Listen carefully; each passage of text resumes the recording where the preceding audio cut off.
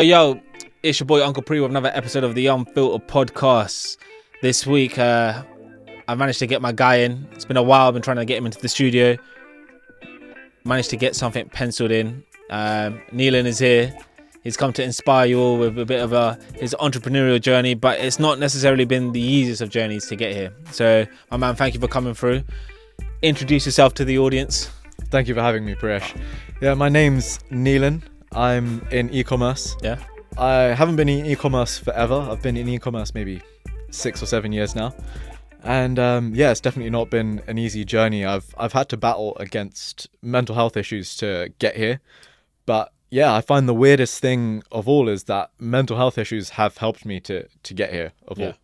So it always happens in a way where, like, you hear it in the stories where people go through an element of hardship, and then they find a way of being able to get out of that hardship to then become successful in their own definition. And I know we were speaking downstairs. You mentioned like you felt like you were an underachiever. Yeah, definitely. Yeah, I felt like I was an underachiever from school. Yeah, you know, be it in academics, socially. I wasn't especially good at any sports that counted for anything. Yeah. I went to uni at a place where none of my other school friends really came to. Yeah. Where'd you go? I felt very weird. I went to Bournemouth Uni for about 3 or 4 months or so. Yeah.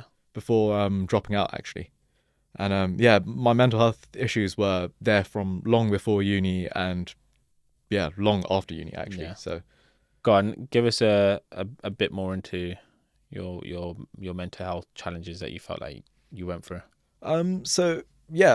Starting right from the fact that, as I say, I felt a bit of an outcast, a bit different to everyone else. I was an underachiever in terms of, academics, socially. As I say, I wasn't very good at many sports, but also I had no idea what I wanted to do. What was I good at? What was my thing? Everyone says to you growing up, and even when you're older, everyone's got their thing, everyone's got their special talent. And I was just like, yeah, but I don't have any. Yeah. I had that thought in my mind all the time. And, I went to uni not really knowing what I wanted to do. I sort of, in the end, picked something pretty randomly. And, I struggled to settle in there. I struggled to make friends and actually enjoy my time there, enjoy the subject. And I ended up dropping out after about 3 or 4 months. Yeah. Mental health issues were really the driving factor in that. You said you struggled settling in. What did you find challenging there? I think for myself and what a lot of other people have gone through going to uni is that, you're in an unfamiliar place around unfamiliar people and an unfamiliar institution as well that you're going to be learning in. Yeah. So suddenly from school where everyone, living in an area at home with your parents and your family where everyone locally, you're now in a completely different place. It's like you've been extracted from a context that you know everything about and dropped into a place where you're a complete stranger. Makes sense. Take me back to days at school. Days at school. Because I feel like you said, like, you're in this new environment right now and it's difficult to make friends. Did you feel like that was something you went through at school as well, or was it completely different? At school, a little bit, not so much. Yeah. At school, I was a bit of a joker. I didn't take school that seriously. Yeah. So why didn't the joker come to uni? That's a good question. I think once you move out of home, Yeah. I don't know why, but once you're away from living with your parents, I feel like reality hits you a lot harder. Yeah. Once you've moved off to uni and you're in that room, in that flat on your own, you're like, wow, okay, so now I'm on my own here. This is what the future is going to sort of look like, in that I'm going to need to look after myself, be self-sufficient. And, from there onwards, you'll start taking life a lot more seriously. And you struggled with that initially? Yeah, definitely. Oh. Being on my own and realizing, now you're sort of, you need to be responsible for yourself. You need to know what you want to do, know what you want out of life, have more direction. Why did you feel like you needed that there and then? Because I feel like my uni experience, kind of similar to you, like a bit of a joker at home. As soon as I got there, the initial thought process was that, like, you got to integrate. Fine. Yeah. And, like, I also realized that everyone was in that same boat. Like, people may have known of other people. There may be mutuals, etc. But, like, everyone's in that boat where it's all just going to be generally brand new for everyone. It's just an experience, right? And I enjoyed uni. And to hear that you didn't, like, being away from home as well, like, I couldn't wait to leave home. Like, freedom, go out, meet girls, chill. I actually met like a great bunch of people while I was out there. So like to hear that from your perspective is quite interesting. Like to think of it from a perspective of, oh shit, now what do I do, rather than let me just enjoy this right now. Yeah. Yes, it's a difficult one to know why I didn't enjoy it.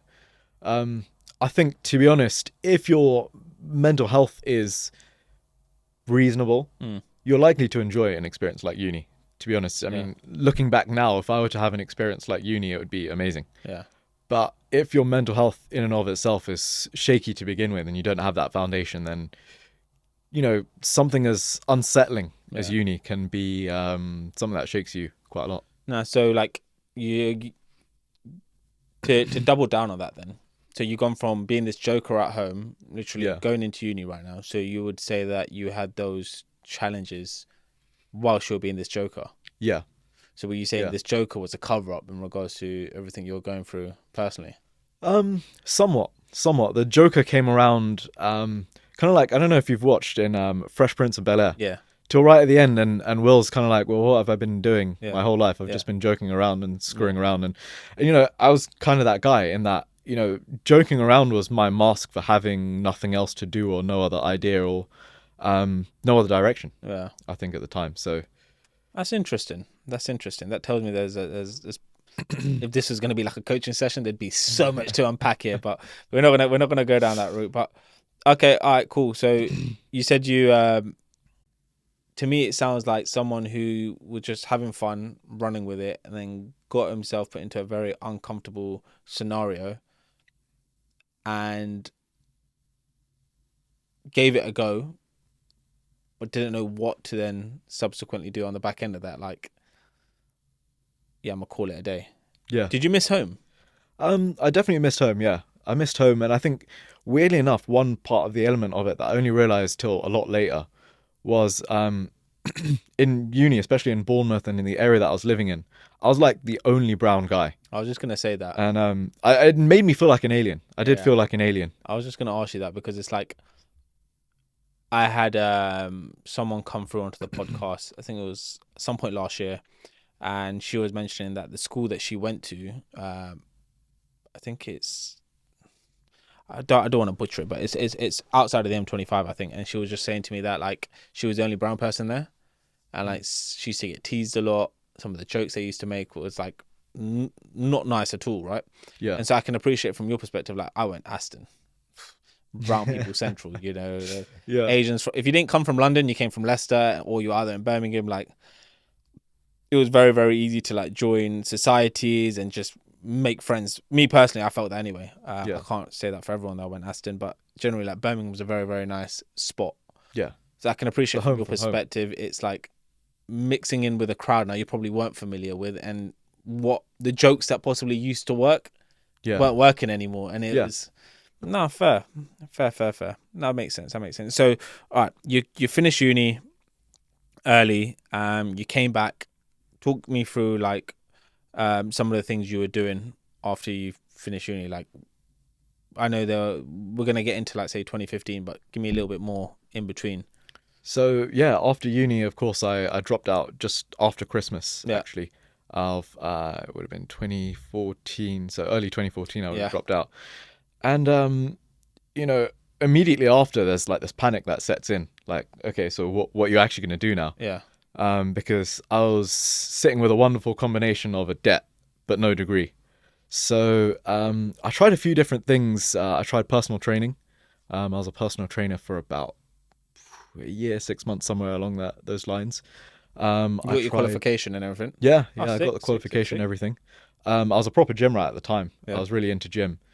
And, you know, after doing personal training for a little while, I mean, I was okay at it. I wasn't brilliant at it. I wasn't terrible at it. But I fell out of love with the whole thing of fitness and personal training altogether. Yeah. And I stopped working out for a good, like, 10 years or so nearly. After I fell out of love with personal training, I fell out of love with fitness as well. Yeah. And yeah, I tried becoming a field researcher for Ipsos Mori. So it's like what is it, like a market research kind of company. Yeah. And essentially they send agents out to knock on people's doors and interview people and gain market research. So yeah, I tried a little while doing that. That was not something I enjoyed. I tried to be a sales rep for a builder's company as well. That was very similar to market research, actually, not something I enjoyed doing. And none of those things worked out for the exact same reason uni didn't work out, right? Just the whole essence of being institutionalized, in terms of education or work, and the whole idea of 9 to 5, you sort of live inside this box or this container, and you have variations outside of it, but the most of your life is just this box and this container, which is exactly the same and controlled by someone else. And for that reason, as I say, none of those jobs worked out, and I ended up working for minimum wage at a warehouse, which was the only way which I could see as to continue working. Otherwise, having a proper job or a good job was not something that seemed like a viable option for me. And you did this till you're doing this job, and then we spoke about it downstairs somewhere within 2015. Yeah. So I was working at this job when I hit rock bottom. So it was long hours, poor pay, poor conditions. There were rats running everywhere. It smelled of piss. It was not a nice place to be working. Yeah. And slowly I sank further and further down towards rock bottom. And I tried to take my own life as well, near the end of 2015, simply because I felt like, you failed everything you've ever tried. Then you retry and fail that, and try something else and fail that, and try something else and fail that. And at some point, you've got to just accept the fact that you're going to fail everything you've ever tried. Yeah. So just, cut it short now and stop disappointing yourself and everyone else. Bro, deep that a bit more for me. Only reason why I'm asking, because it's like, I want to know what you personally was going through, rather than, I'm not saying that what you're saying right now is generic, but like there's times where I have personally felt it's not working out. Yeah. I'm like, I can keep trying, and it's nothing seems to be working in my favor right now. Yeah. Have I ever had dark thoughts, and I'm calling them dark thoughts, apologies if that offends anyone, but like to make me think, yeah, this is over. I don't know if I've had it to that degree, but to hear that you went through that, like, it must have been a real terrible place for you. Yeah. To just to even consider this, right? Yeah, definitely, because you feel like there's no pathway to happiness. You've tried to walk down every single pathway that you can see. Yeah. And on every single occasion, it's become a dead end and you've had to turn back. So, the way I saw it is there's no path to happiness. Yeah. If anything, I felt more like a burden. Yeah. Burden to who? Than anything else. To, I guess, everyone else who will be around me for the rest of my sorry life at the time. Yeah. Right. I thought, if you're going to be unemployable, you're going to be like this bum that lives at your parents' house forever, who's just a sort of inconvenient burden for the rest of your life. That's the sort of the way I was seeing myself. That's the way I was seeing myself going, and that even then, could you find happiness in that? Not really. And I felt like I had no talents, no abilities. And perception was obviously very wrong at the time, but yeah, that's what led me to that place. No, like it's weird to me that you can say that, considering like you brought an element of good energy at school, right? Because you're a joker, you're a clown, you had good friends, you did what you needed to do, you got into uni. Yeah. To then have that spiral back down within the space of a year or so, despite the fact that things that you probably still were going through at the time, before you got into uni. Like it's I've written it down right here. Like, I failed at everything I tried. Yeah. Like, who made you feel like you were a burden? That's a good question. No one made me feel like I was a burden, actually. But I feel like society told you that you have to be an asset all of the time. Yeah, but society tells you one thing. Yeah. As a community, we throw things out there. I feel like there's possibly individuals that have possibly made you feel this way. Yeah, it seems likely. I mean, now that you say it, I think during the time when you do something like drop out of uni, a lot of your family members especially are going to be like, wait, what? You dropped out of uni? What are you going to do now? What are you going to do for a living? Like, how are you going to live? So, those sorts of questions made me think, oh yeah, shit, how will I? How will I make a living? How will I survive? Because that puts on excessive pressure on you as well, right? Yeah. So who?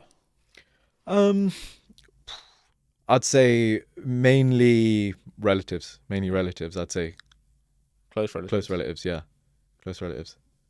Did they know about your story?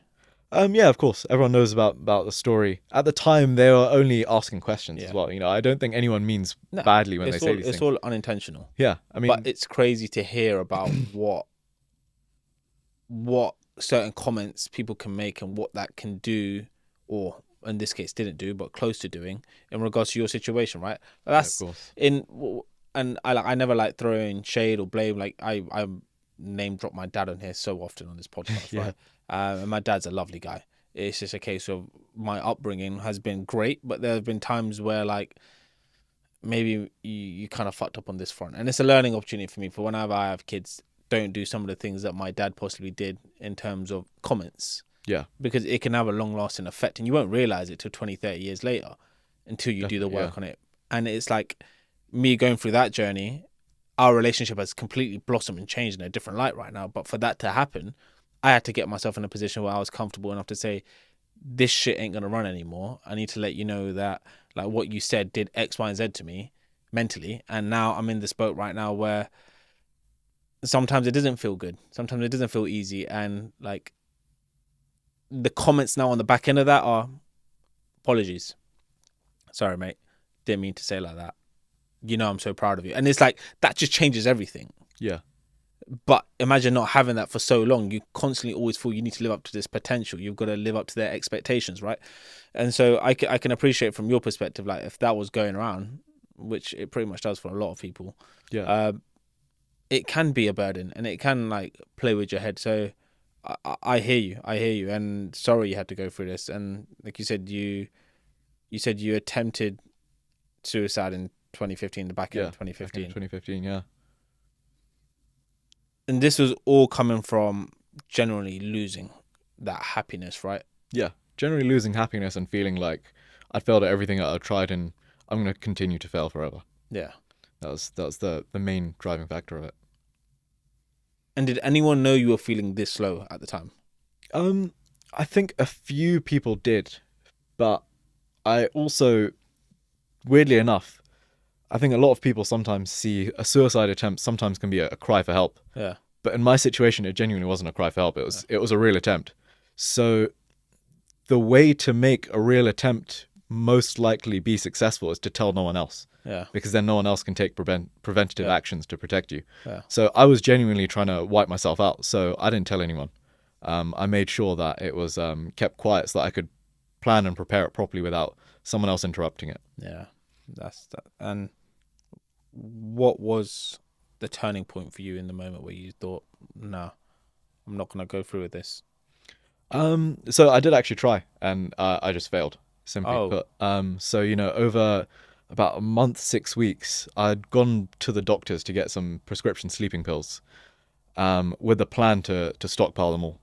And with a plan to go back in about a month or 6 weeks later to say those sleeping pills that you prescribed me previously didn't do anything. Can I have something stronger? That was all with the plan to stockpile the last set and the new set in order to take them all together in one go.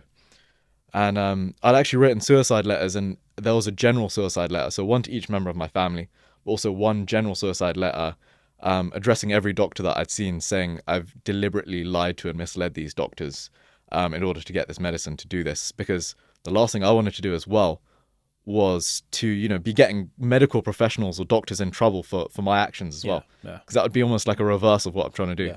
So, it was all actually completely engineered and planned out to a T. Fuck, man. Yeah. Shit, bro. Yeah, It's mad, isn't it? I haven't gone this deep with someone on the pod. I had one guest want to talk about it. Hearing that it failed, mate, like I'm a big believer in God and thankful that you're here and able to share this story. Thank you, man. Yeah, no, I'm obviously delighted that it failed too.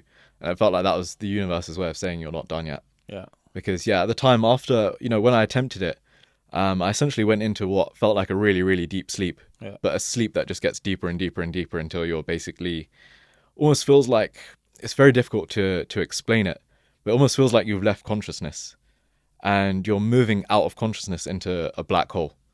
And, staring into that black hole felt like staring into nothingness. And, when I came to and sort of, recovered and became conscious again the next day, when I was in hospital and stuff, I was still sort of figuring out what was going on. But afterwards, I felt far more grateful to be alive than I had literally just a day before, simply because I'd seen what was on the other side of that fence. Yeah. So, on this side of the fence, we can see, let's say, for example, what's in this room. But if I open the door and outside was absolute nothingness, whatever's in this room seems probably pretty much more comfortable and more predictable and a place where you want to be. Yeah. So, when I got to peer into that nothingness and see what that nothingness looked like compared to the beauty of what life really is, Yeah. I decided that actually life is a really amazing thing, and it's something that's borrowed. Out of curiosity, at the time, now looking back in hindsight, do you wish you spoke to someone? That's a good question. Do I wish I'd spoken to someone? I think if anyone's in this position, yes, they should speak to someone. Do I wish I'd spoken to someone? If I'm honest, I'm not sure if it would have changed anything, because I'm not sure anyone around me understood me or what I was feeling. If someone could understand what you were feeling, then yeah, definitely. yeah. Um, Only reason why I'm asking that right now is because, like, for what you've achieved on the back end of it, and we are going to get into that stuff of this event. I hear it on the news. You hear it with, like, say, footballers who haven't succeeded. Have, like, I think I heard a couple of stories of, I think, Manchester City players committing suicide, and it, like, it's a deep topic because it's like you said, our time is limited, right? Yeah. We have amples of opportunities to try and make things better, and, like, our situation shouldn't be compared to anyone else's. But with everything else that's going on in the world right now, like, do you really want to give up this great opportunity that you've been blessed with, right? Like, or just despite all the hardships you're possibly going through, what could you possibly do to no longer feel this way? And when I look at it from your perspective, and I'm asking, like, if you could have spoken to someone that would have helped, would you have run with it? I do feel like there are people out there are outlets, there are charities who genuinely work in a manner to not allow people to go down that rabbit hole and think a certain way. So definitely, yeah. I think also gratitude as well.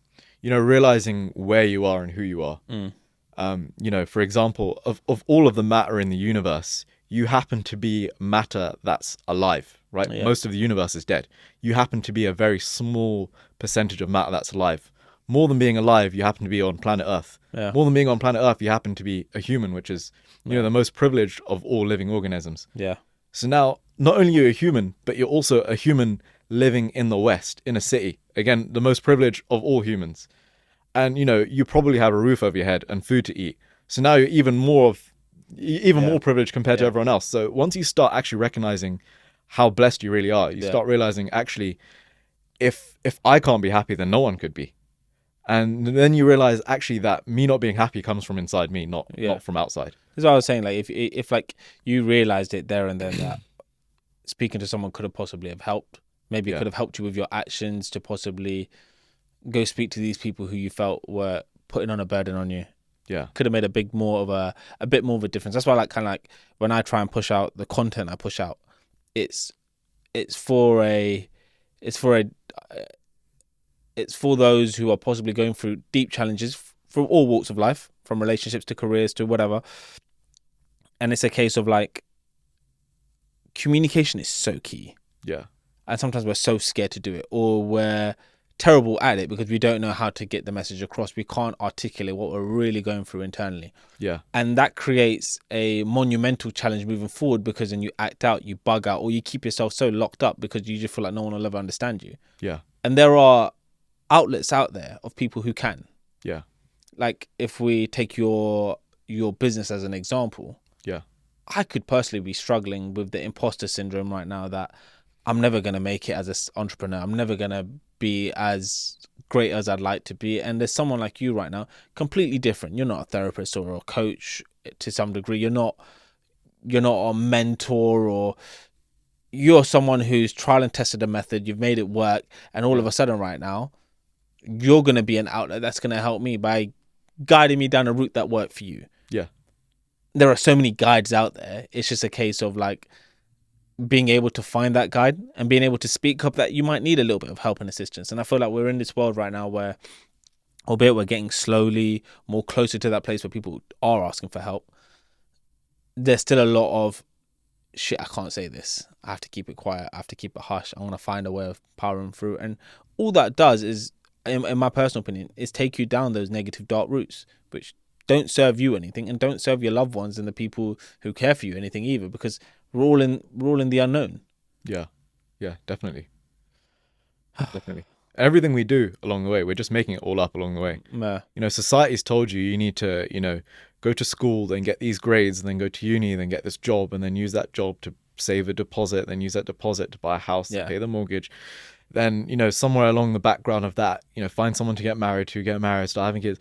You know, you're told that there's this very narrow pathway that you're supposed to walk up. Yeah. But there isn't. Everything's completely made up. Of course, everything is made up. Like with what you just said right there, what if you're gay? Yeah, exactly. Completely different path. Yeah. Doesn't mean you still can't have kids or anything, but it's a completely different path. Yeah. Or what if you don't want kids? Yeah. What if you don't want to get married? Exactly. What if you don't want to live in a house? What if you just want to live in a flat, a one-bed flat for the rest of your life? So because honestly, you're so right. Like, so the reason why I quit working, and I don't know if I've gone into the level of detail on it on the pod, but I'll do it right now. I said to myself that there's more to life outside of the UK and where I'm currently at right now. I love work. I love watching animal documentaries, David Attenborough and stuff like that. So a dream of mine has always been to go out to Kenya or somewhere in Africa and work with big cats and stuff like that, right? Sounds very far-fetched, but I thought to myself, if I went out there and I got to work for one of those conservations, maybe helping out right there, but it was the most fulfilling thing for me. Yeah. Why do I need to come back to something where, all right, it pays well, etc., but I feel low? Yeah. Whereas if that's giving me all the enjoyment in my life, why not do that? On the back end of that, it was trying to educate people as well. So because I was so motivational, I thought, well, if I went to a third world country, India, if I went to somewhere where they needed a lot of help, etc., and I could help kids get through a form of education, or help build a school or something like that, and I'm living in a hut, or I'm living in not the greatest of spaces, but I'm going to sleep with a smile on my face, like, why wouldn't I want to do that? Yeah. I realized this when I went to Vietnam and I went through Ha Long Bay, and like, I think we had this motorbike ride outside before we went to Ha Long Bay, and basically we went past this family. These kids are just smiling. They're loving life. Parents are fine, and they've got nothing there. They've got like the bare minimum, the basics. 100%. And they put a lot of perspective in my head. Like, these guys don't know what my iPhone is. Yeah. They don't know. It's shocking how little you need to be happy. And it that realization got me thinking that, like, society has told us that this is one route, but it's not the only route. So once you can go to a place where you can figure out what's truly going to fulfill you and your life, and don't get me wrong, your circumstances are different. So out there, maybe they would love to have an opportunity like this, but they don't know it.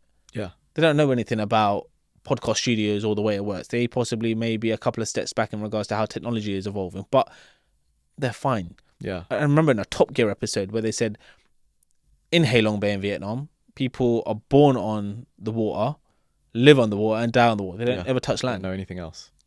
And their life is just fishing, family, playing games, or whatever kind of, like, and it's crazy when you deep it from that perspective of like how truly happy life could be for you if you ignore what you feel. If you ignore society, actually, weirdly enough.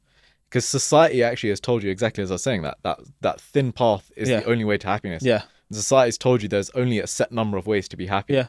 And, you know, if you're not doing those ways, you can't possibly be happy. You need to be making 100 grand a year to be happy. That's not true. It is true. Because you can see that everywhere else. Yeah. You know, it's not true. I would rather, and when I listen to, like, say, your story right now, how you dropped out of uni, when I hear like some of these entrepreneurs who dropped out of uni to just hustle hard and find a way, I feel like those years, albeit they may have been very difficult to get your business up and running, to go through the failures that you go through, that would be more thrilling and energetic than, and like get you quite more pumped up. Yeah. Versus coasting through something which is just paying you a standard salary and it's just fine. Honestly, that's so true. And for some people, don't get me wrong, that's fine for them because the lifestyle they want is the family lifestyle where they've got enough money to be able to support a family, have cuddles with their wives and cuddles with their husbands, have kids, and it's very different. So I'm not trying to say what I'm painting out right now is the right picture for you. I'm just asking you to expand your mindset right now. What is it really that's going to make you happy? Because my sister's out now in New Zealand. Yeah. She's having a great time out there. Oh man, I'm jealous. And like she left in January, went and did a bit of Asia, out in New Zealand, working a little bit. She's got a visa and stuff like that. And I'm like, we're so like concluded to the idea that we have to just make it work here. No, you don't have to. If you want to be a tourist guide because you love traveling, go be a tourist guide. Yeah. It's the irony of that you just say that is because last year I went to New Zealand and I was in Queenstown. Yeah. And I did think what an amazing thing it would be for me to, up sticks from the UK, move to Queenstown, New Zealand, and just be a tour guide, driving a bus and telling people, look at that thing. Look at that thing. How nice does that look? What a nice job that would be. It's more like for you, that might be great. Yeah. Like, I love animals. Anything to do with animals. Like, yeah. I could definitely jump at it right now. But again, like, I've also come to terms, and this is me being open and honest, that I like certain things. Yeah. So, not to sound like a snob, but I like underfloor heating. Yeah. Because it's toasty, it's nice, and it's warm. So those are things that might like work for me. But saying that, if I ever go to Kenya and I get to do a little bit of safari touring and stay out in the bush and stuff like that, like if I find, this is my vibe. Yeah. Fuck it. Yeah. Give it a go. But hey, diverted. I did tell you we digress on this podcast. Okay, so the challenges you went through, you then going down what this podcast is trying to be around, and this entrepreneurial journey that you went down on the back end of it, right? So you said you were still working this job. Yeah. After the attempted suicide, I was still working this job. But weirdly enough, my level of gratitude changed completely. Yeah. Now that I saw that the other side of life was nothingness, Yeah. there's only life that exists, and then outside of that was nothingness. And this time around, I felt like gratitude for like my colleagues and the people that were welcoming me back and being nice to me and things like that. My outlook changed completely. And before, my outlook was, I'm a failure, I have nothing, I've screwed up everything.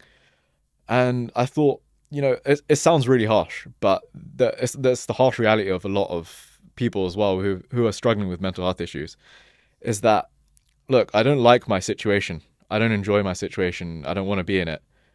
But decisions I've made, whether they're my fault or not, decisions I've made have led me to it. So surely now I can continue to make decisions that can lead me away from it, right? Whether the decisions that led me to this bad situation were my fault or not, that's by the by. Yeah. But I can continue to make decisions now that can lead me away from it. And that's exactly what I did. So, I started looking up, different ways of, starting a business or making money that was not just within that job. And, I struggled for a while, learning how to do it. I read a few online articles. I did a lot of trial and error. But the whole, I think, point of it was just not giving up. Yeah. Not giving up and having a vision in your mind as well. Those are the two things that I think make the biggest difference. So, if you know what you want, have that vision in your mind. And, once you know what you want, being as specific as possible, the next thing is to consider what steps you need to take to get to that place that you want. So, for example, if you just say, I want to be rich, okay, what does that mean? Do you want £1 million, 5 million quid, 10 million quid? Once you're specific, then you can start reverse engineering the steps you need to do to get there. Yeah. And those steps, by the way, that you reverse engineer, they're never going to play out in real life that way, right? Because theory and real life are not the same thing. But it means that you at least have a plan to constantly rope back to. So, let's say step 2 doesn't go right. Fine, you can veer off course and find an alternative. But now the rest of your plan still works. So, it's about being as specific as you can be about what you want, and then creating those specific steps to actually get there. Yeah. No, I hear you. It's basically what I do with regards to coaching, right? Like it's not rocket science, is it? But people don't understand the basic steps, and it's in terms of like, if you do want £1 million, by what time frame? Yeah. How are we going to make this work? Tell me break it down your plan of action. And once you've got a plan of action in place, tell me what needs to start happening right now. And don't make it too difficult where you need to go above and beyond and just try X, Y, Z. It's like with a weight loss program. Like, don't try and just diet from day one. Your body's not going to work for it. You may lose a little bit short term, but long term, it's going to affect your mood. It's going to affect your sleep. It's going to affect your performance in the gym, etc., etc. So you generally need to plan it out to a way where you are going to get those results, right? Like, you've done your PTing, you understand it from that perspective as well. So, no, 100% agree. So you were working at this warehouse and you're trying to find ways. And then I've written down here that you said to me before, you're looking for ways to sell online, and then you started selling. I was looking for different ways to sell online. I was selling, branded products, unbranded products. I was trying a lot of random different stuff. What were you selling online? So I actually started out with vapes and vaporizers and atomizers and coils and things like that. Yeah. In those days, not only were there not much red tape around selling online, but there was even less red tape around vapes. Yeah. Nowadays, if you try and do that same thing, it wouldn't work. Yeah. But, I was just dabbling, and I found that some things worked, some things didn't. Yeah. And, I just kept experimenting. And eventually I found that selling products of my own brand was the best way forward, rather than reselling other people's brands. Yeah. For example, rather than buying a pair of Nike socks for £2 and trying to sell them for £10, it was better to have my own unbranded item, which I stick my brand on, buy it for, say, £2 and sell it on for £15 as an example. Yeah. I found that was far more sustainable as a business than reselling someone else's product. Yeah, fine. After starting a business like that, within about 6 months, I managed to leave that warehouse job and, focus just on my own brand of products, which is called Proxnova, selling motion sensor security lights. And for those who don't know, this is where the numbers get a little bit tasty. Yeah. Let them know about the numbers in regards to like how long did you have this business for? So I had that for about 5 years or so. Yeah. And so over those 5 years, I managed to scale it to 7 figures and sold it just over a year ago now. And the main reason a lot of people, by the way, ask me why would you sell a business once it got to that stage? A lot of people do ask me that. It's simply because originally the function of that business was to allow me to escape a job that I hated. Yeah. But kind of like, if you've ever bought a puppy or had a kid, it starts out tiny. And then a few years later, it's a bit bigger and bit bigger and bit bigger and bit bigger. And then at a certain point, it gets to something that's too big for one guy to manage. Yeah. And, during COVID, I tried to look for staff and, people I could hire to help me. But, anyone who's ever had staff or employees knows it's kind of like, it's almost like a business in and of itself, having staff and employees. So it's very difficult for me to find the right people. Yeah. And it made more sense for me to actually sell that business on, use the funds from that sale to start a buy-to-let property portfolio that, keep my future more financially stable. Yeah. And then grow other brands and businesses just like Proxnova to grow them, scale them, sell them, and, keep that process running forever. Yeah. No, fair. Mad. I feel like you're possibly living a lifestyle that a lot of people within our community, within our generation, are probably like trying to get towards as well. So, smashed it, and I wrote it down here in quotes that you learned the hard way of how to like power through, and definitely. In terms of like, say, you found something that worked, right? Selling these security lights and like scaling it. What are the steps you'd give to someone who possibly listens to this right now, and say, for instance, has what wants to become an entrepreneur? Argument's sakes, they have a couple of grand ready to start investing in something. Obviously, you found your niche, and that's purely looking to sell stuff, then working on selling your own branded stuff. Like, what steps are you giving someone right now in terms of trying to scale their business the way that you have? That's a good question, actually. So I'd say the first thing is focus on the skills that you already have. You know, what are you good at specifically? Yeah. What do you think you should be good at, or what is expected of you, but what are you good at? Yeah. Right. And now how can you use that talent to provide a value? Yeah. Right. Now, if you can't do that, the other thing is, what does your gut tell you? Right. Or what are you interested in? So now let's say, you have no specific skill that you can understand that you have, and you don't understand how you can use that to create value. Fine. What are you interested in? Let's say you're interested in cameras, right? Are you really interested in cameras? So are there camera accessories that you've noticed are missing, or things that, products that you could sell that would be in demand around cameras that you know about? Yeah. So it's not necessarily just about a talent or an ability that you have they could use to provide value, but, even just some knowledge that you have around a certain area where, there's a gap there. And just, focusing on those things, but also more than anything, focusing on sales. That's what I find where, not only starting something up, but focusing on sales is where most people go wrong. Yeah. They're focusing on, trying to, design the best product or design the best service or things like that. I mean, don't get me wrong, you do have to have a good product or a good service in order to sell it.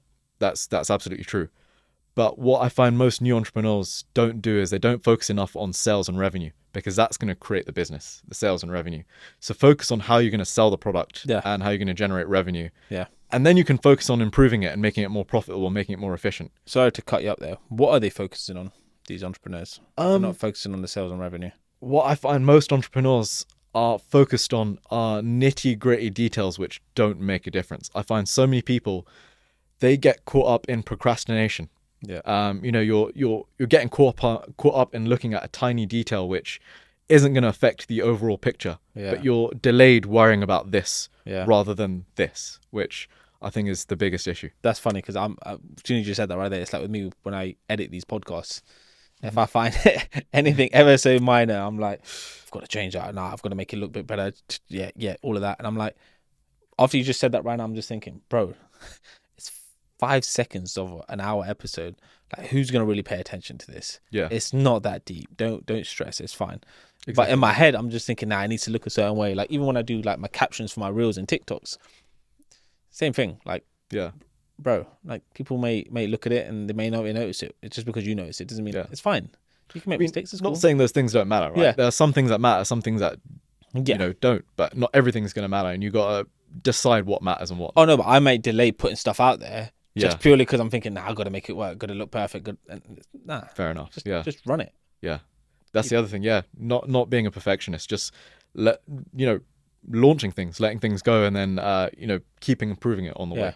Did you fail a lot in regards to like running this business? Did you have any like? Yeah, so I've launched a lot of failed products to begin with, because I had no idea what I was doing. Yeah, I lost a lot of money to begin with, in trial and error, trying to sell things that I shouldn't have been trying to sell.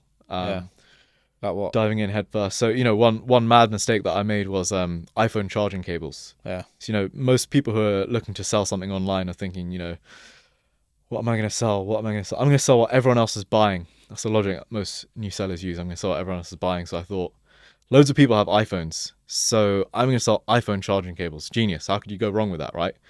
But I thought, why don't I take almost all of my budget and buy several thousand iPhone charging cables? And as soon as they came in, there were some huge problems. So, about 40% of them didn't work. They weren't selling at the rate that I was hoping to sell them at. They weren't selling at the price I was hoping to sell them at. And it was such a competitive product to begin with. It seemed like, all of these other problems were just getting worse day by day. Yeah. And in the end, I ended up just stopping selling them because it was ruining my metrics on my seller accounts. Yeah. So, certain noob mistakes like that were definitely things that slowed me down along the way. Yeah. Fair play. No, it's interesting, man. It's interesting because I feel like what you're saying right now, albeit it was like kind of like a buying and selling platform. Yeah. The skills you learn from it can be transferred into other things, and a bit like what you're doing right now within the property market, right? Yeah. Buy into let. Yeah, definitely. Yes, about more than anything, what I find when you've got a new business, and not just myself but other people as well, is dip your toe in first before you dive in head first. Because if the depth of that water is different to what you think, you're going to hurt your head. Yeah. So try it with your foot first. Yeah. And by that I mean, don't go out and buy several thousand units of a product that you think is going to sell. Yeah. Maybe just buy a few and test out whether it works or not. Get proof of concept first before trying to make money. And it's that sort of thing applies to everything in life, actually. Make sure that it's good for you first. Make sure it's the right thing first before trying to rush into a decision. Do you feel like we live in a world right now where people who are becoming entrepreneurs are going down that route where we are diving in head first and then dealing with these challenges? Yeah, quite often. And, I did the same thing, and it comes through a lack of experience. I thought that was the right thing to do at the time. Whereas now I realize, test things out at lower volumes first and then dive into what works. Yeah. And I think that's why a lot of entrepreneurs fail now and always in the past as well. It's just diving in too fast. And quote me if you think I'm wrong, then the reason why people are possibly jumping in too fast and possibly failing a lot quicker than anticipated is purely on the back end of the fact that they need to catch up. Yeah. They need to just be making whatever everyone else is making, and they need to make it a success right now because of that ongoing pressure that's still going on right now. Are you making money? Are you doing this? Are you doing that? All of that. Yeah, 100%. Background noise. And I think also social media and the expectations that it creates as well. Yeah. You know, if you look at anywhere on social media, someone's tried something and now it looks like in their next post they were successful at it, right? They've not shown you the 10 failures in between there. Yeah. You know, even on my own profile, you could go back and look at, you know, how I started Proxinova, and then a little while later you could see that it seemed like I was successful, and a little while later you could see like I was a lot more successful. But it doesn't show you the 1,000 failures in between those posts. Yeah. So I think people expect I should be able to try something and immediately be successful at it. Yeah. But in reality, even the people who you observe being successful at it have tried it, failed 1,000 times, and then made a success on it on, you know, attempt number 1,001. Yeah. No, I hear you. Would you, what kind of so what is it that what is it that you do now apart from the property route that you've gone down? What is it that you're doing right now? So alongside rental properties, I also have another 2 brands that I'm growing online at the same time. Yeah. But I'm also teaching individuals as well how to go from zero experience to launching their own brand of products on Amazon and eBay, even if they have no idea what to sell yet. Fair. I like that. Is it like a course that you offer? Yeah, so it's coaching, it's one-to-one. So it's not a course where, you know, I'm just going to give you information and you go through it on your own. Yeah. It's something where I'm going to be taking you through every single step to make sure that you're... So here's me saying that right. you're not a therapist, you're not a coach, etc., but you're a coach. My bad for... Yeah. For... I mean, well, I'm a business coach, so... Nah, my bad. Okay, cool. So you're doing that as well. Trying to like circle back then.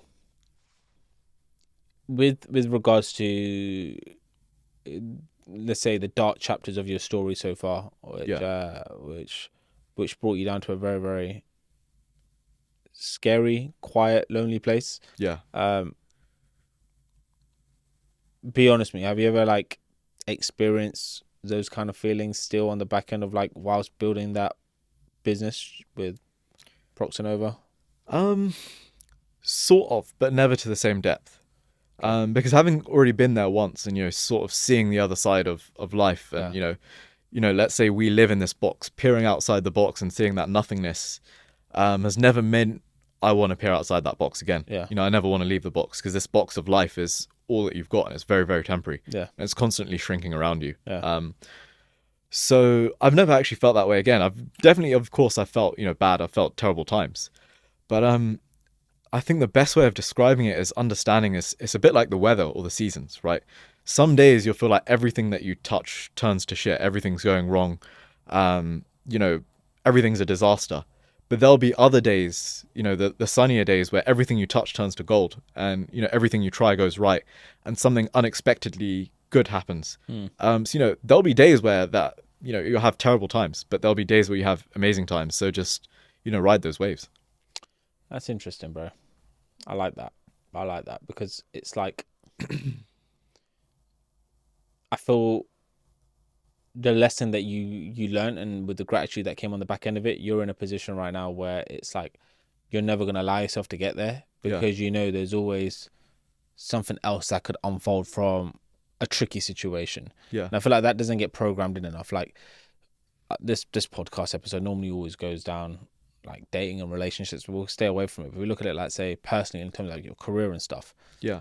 I've got a number of people I work with right now who are trying to progress in their career and aren't able to. They keep getting the no's in regards to like, say, promotions or new job applications. And it's a case of like, that can be quite demoralizing in regards to all this experience and all this stuff you've got on the table right now. And someone's still saying you're not good enough. And like, what you're telling me right now is the lessons that you have now gone through. All right, okay, cool. It may not work right now. How do I keep that needle moving forward? Yeah. It's quite harsh, but the honest reality of it is if you feel like you're not good enough, then get better. Literally invest time and get better. Yeah. right? And if you're getting rejection, understand why. Yeah. Right? Is it that you're not good enough, or you're not communicating it well enough? Yeah. Because what I find 9 times out of 10, it's not even a case of the fact that you're not good enough. You're just not communicating it clearly enough. I agree. I am known for being very tough loving in Yeah. the way I coach at times, but I also have understood it's not easy for some people to just switch their mindset, like from being I'm not good enough to get better. Yeah. How? Yeah. All I've ever known is not being good enough. Yeah. Like, how do I go from being this low right now to picking myself back up? Yeah.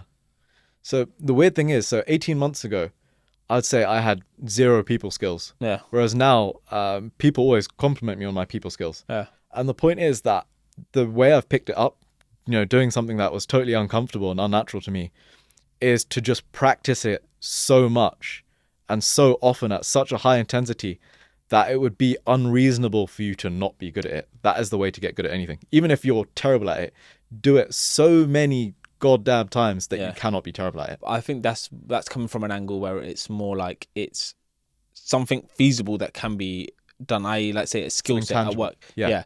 Whereas I'd say like relationships and stuff, if you feel like you're not good enough, like you can't get better at relationships if you're not in one, right? That makes sense. It's more of a case of like if that belief system is within you that like I'm always going to get rejected or people are always going to leave me, like there's a lot of healing that needs to be done in that process, and there's a lot of inner work that needs to take place before you get to a situation where like you're fine.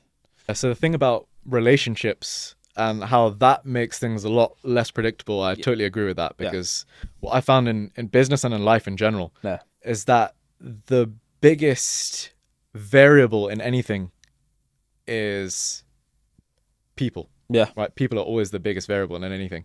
You can create a plan that is perfect, but the main variables are going to be people who do things differently to what you expect or what you predict. And with that, what I always say is you can only control what you do and how you behave and how you respond to things, right? You can control your actions and reactions. Everything else is almost pure chance. Yeah. So, if you end up with someone and you control your actions and reactions as well as you possibly can and it still doesn't work out, all you can say about that is that you weren't compatible in the first place. Yeah. If you control your actions and reactions in the best way possible and it works out well, that means, you're compatible and you've dealt with it well. I agree.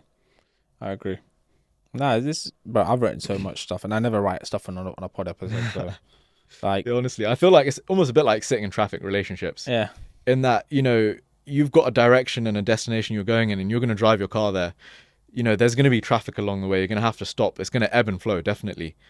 What you can't do is control someone else not crashing into you from behind when you're stopped at the lights. That's something you can't control. So you've got to be prepared for things unexpectedly out of your control happening. So I always say like you got to remove expectation out of everything. I'm not sure if that same philosophy applies to, let's say, running a business. Yeah, because like I like to think it does. Now I'm gonna ask you your opinion if you think it does or not.